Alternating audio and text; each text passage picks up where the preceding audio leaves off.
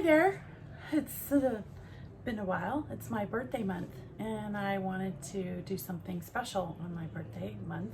I'm 52 years old, and I was a Jehovah's Witness. My name is Ina Irby. I am not a therapist. I'm not a life coach. I am a mom, and I have been a mom for quite some time now. I've done other videos with using the Courage to Change book. And now that I've been out of the corporation for a bit, it's been really hard to you've seen my process. If you've looked at any of my videos, I was very God oriented when I left, and I got into some ExJW cults, little cult groups, and I tell you about that process. But I have now come to a realization that I'm more of a freethinker. And I found this wonderful book. It can go with a 12-step program. How's that? And it's a book for free thinking people instead of, let's say, the Courage to Change book. So let me get on with it. It's Beyond Belief, Agnostic Musings for a 12-Step Life. And the foreword is by Ernest Ernst. I hope you enjoy it. Intolerant, you say? Well, we were frightened. Naturally, we began to act like most everybody does when afraid. After all, isn't fear the true basis of intolerance? Yes, we were intolerant. How could we guess that all those fears were to prove groundless? How could we know that thousands of these sometimes frightening people were to make astonishing recoveries and become our greatest workers and intimate friends? This is from the 12 Steps and 12 Traditions, 140. Has anyone ever tried showing up early at a meeting and setting up the chairs facing a different way or in a different configuration? Are our home groups likely to adapt to the new environment or rush to make it the way it should be? The way it must be to start the meeting on time? How many of us have moved after a few years of sobriety only to find the brand of fellowship is different from the hometown that gave us our recovery? This new way of doing things isn't easy to take for a typical member, easily set in their ways. If we remember how foreign the behavior of our fellowship seemed to us when we arrived, we can reconnect with the sensations these unnatural customs stir. Changing rituals doesn't upset any natural order, though it may stir hostility from people who are change resistant. Fearless stewardship demands perspective. Change is risky and threatens our survival. But so does stagnation. Our forefathers stumbled with every new issue. Do we ever speak of vigilance and duty when irrational fear is pushing us toward rigidity? Instead of reification of our programs, orderly stewardship demands adaptation. Bill W. was a fan of Toucherville, who, along with Mills, speaks of zeitgeist, or what he called, quote, the spirit of the age, end quote. How would founders write how it works if written for the first time today? Can I stay firm on principle and flexible on method? Do I believe that the needs of today's and tomorrow's newcomer are more important than preserving what is familiar to me? Do I find myself intolerant of ideas about change, be it in my fellowship, work, home, or community? Now, the last time I would read these, I would always just stay quiet because I didn't have a voice. And that was with the Courage to Change book, which you could see on my other videos. And I don't even know if I did it every day, but I know I did it for a whole year. And it was very helpful to my recovery. AA helps 10 million, or has helped 10 million people survive their alcoholism. And 2 million people every year survive because AA has continued in their meetings. Now, I have religious trauma, and so it's really hard for me to go to my little Al-Anon group. But I have a group of women that have been very patient with me. I've had probably around 7 meetings now, and I can tell you it's very uncomfortable.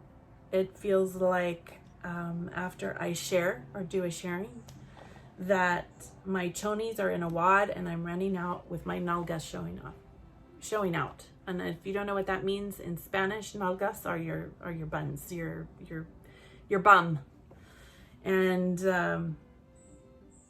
well, I just feel totally naked afterwards.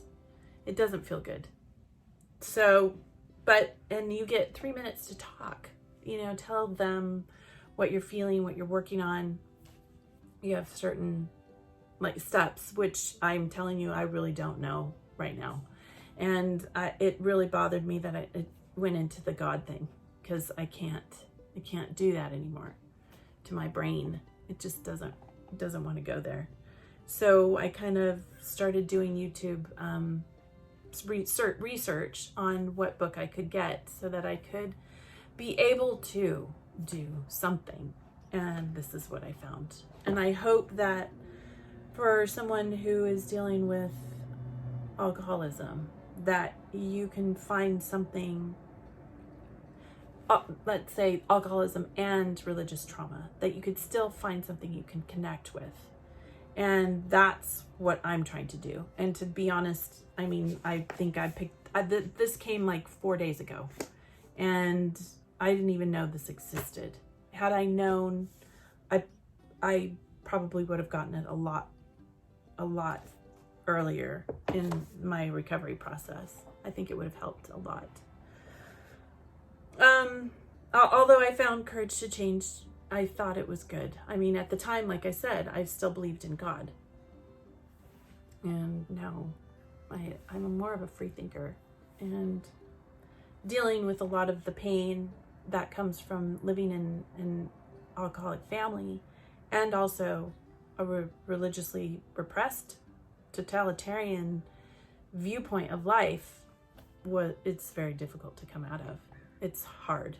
So you don't want to give up in getting yourself better. And however you decide to do it, that whether it be going with the belief in God or struggling, trying to find wherever you fit in without a belief. And I think that this is going to be helpful. My dad committed suicide at 52 as one of Jehovah's Witnesses. He was a baptized Jehovah's Witness. He was afraid to get disfellowshipped again.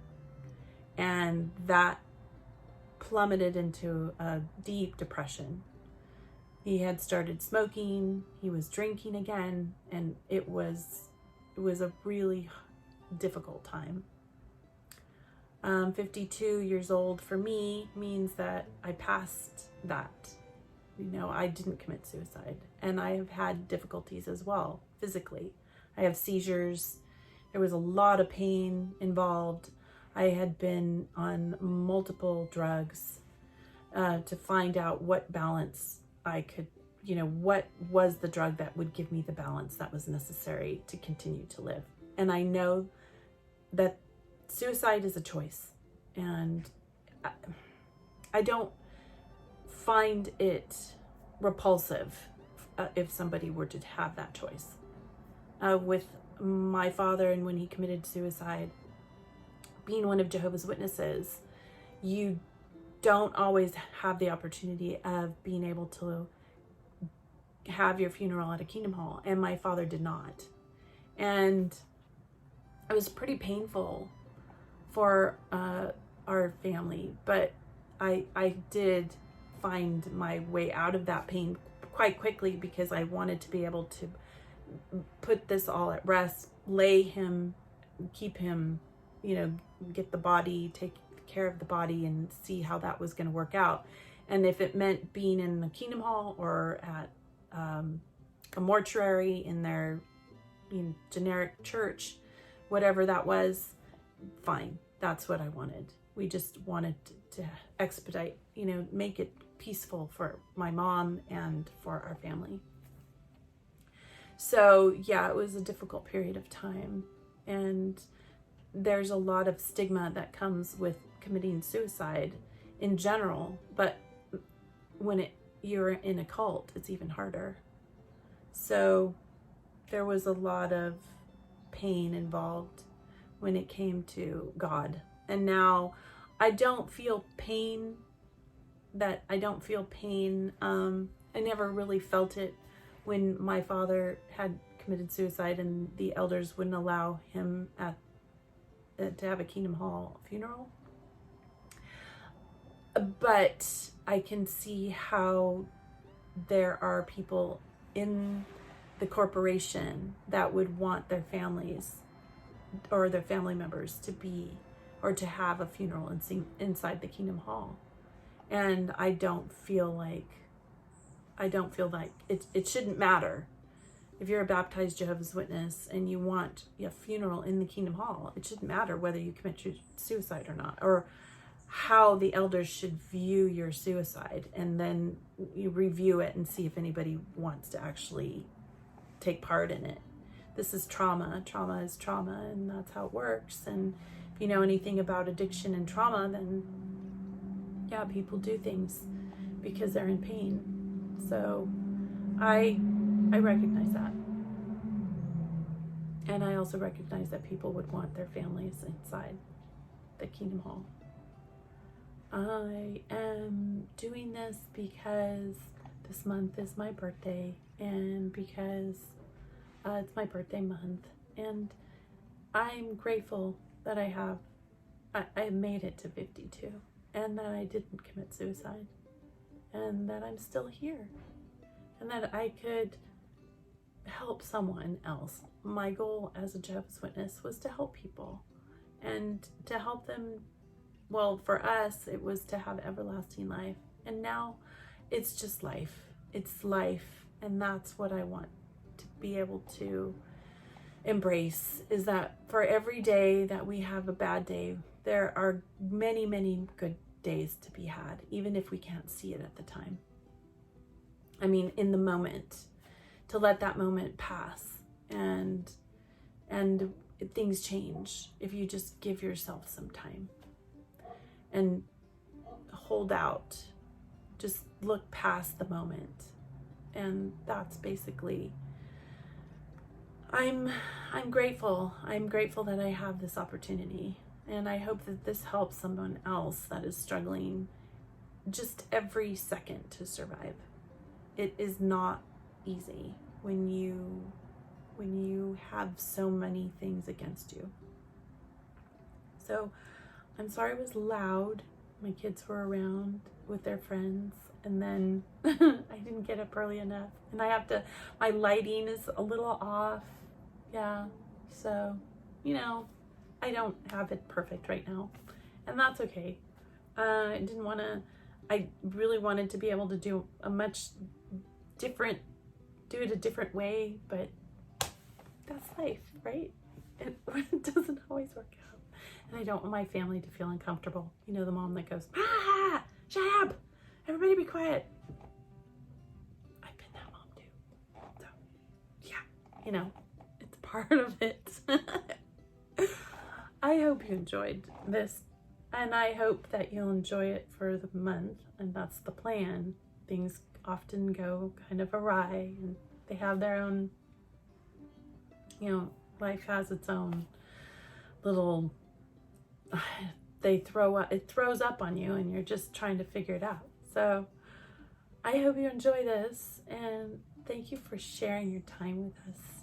Jason and I have really enjoyed doing our videos. We've just been super busy as a family, but I really want to do this.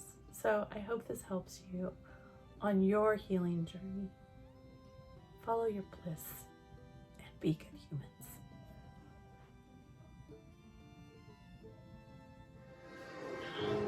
What do you mean wrong? What do you like? Oh, Julia. So cute. I love it. Sorry. Hi, Mrs. Irby.